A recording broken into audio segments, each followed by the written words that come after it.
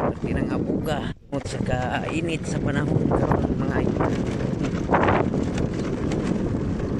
Ang atong mga sagbot dire nga laos na tungod sa kainit sa atong panahon karong mga buwan na mga idol. Ang mag-anan mga idol puno sa bug. So kanusa pa kanimo uwan mga idol. Tanawan niyo ang atong kalangitan mga idol. Wala gyud kuan idol, grabe kainit sa panahon. Ang atong mga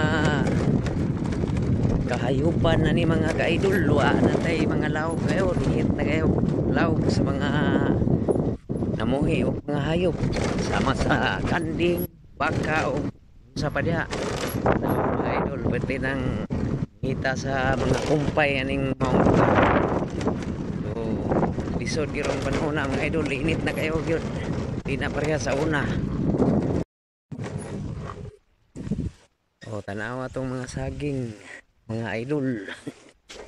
Medyo nangakuha na nangalaos na, di na kita kaon aning mga tarong nga bunga mga idol tungod sa kainit sa daw. Grabe yung kainit ang panahon.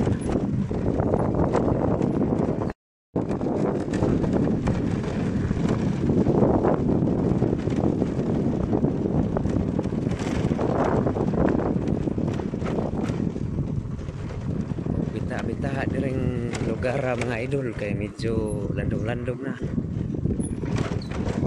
Pero maklaro kay na to nga ang mga tanong nga laos na gyud tungod sa kainit. Itong mga saging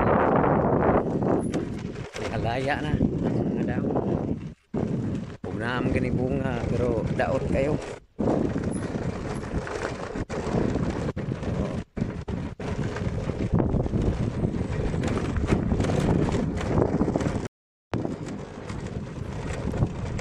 So mao ni atong mga kadalanan diri mga idol ko, mga pinalangga kong mga followers diyan.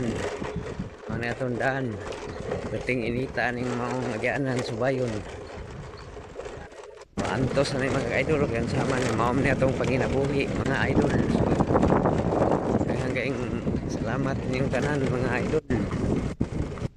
Ayaw kalimot og like and share nining maong video. Follow sa atong FB page nga Hari ng Karsada. Dinhin na lang po to. Daghang kaayong salamat sa inyong pagsuporta. Thank you and God bless you always.